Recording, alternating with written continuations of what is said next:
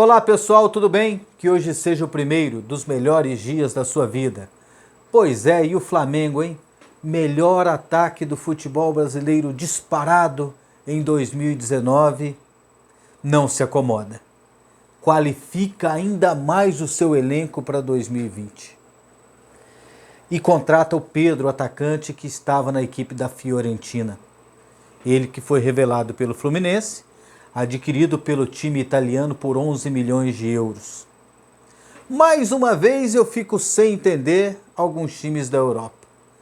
Contratam um jogador do exterior, levam para o seu time e depois não dão oportunidade. 4 jogos em 6 meses. Que responsabilidade esses times têm com o investimento, com o dinheiro que eles gastam? É estranho, né?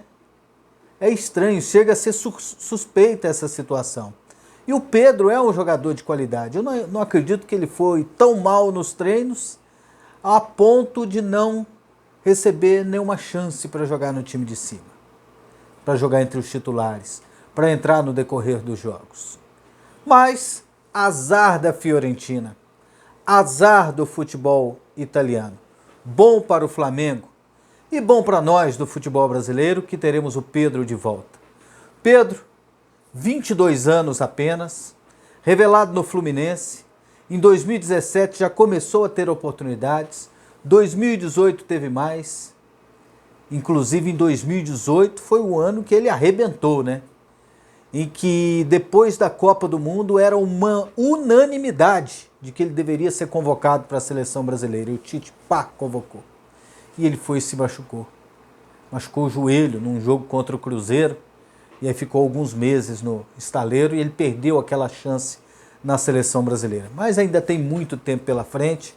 Eu acredito que se ele tiver oportunidades, ele vai voltar sim a ser um jogador selecionável.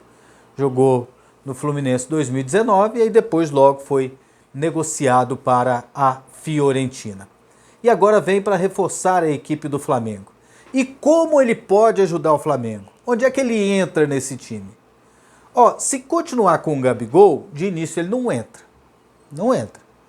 Porque a escalação do Flamengo é aquela que terminou a temporada.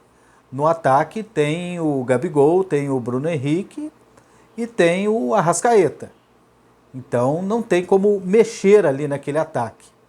E tem o Everton Ribeiro também, que é um jogador que encosta nos atacantes. Ali não vai mexer. Mas ele é uma boa opção para o decorrer dos jogos, para o lugar do Gabigol. Ele joga mais ou menos na mesma faixa de campo do Gabigol. Ele é um jogador que sai um pouco mais da área, por ser um pouco mais técnico. O Gabigol é um jogador mais explosivo.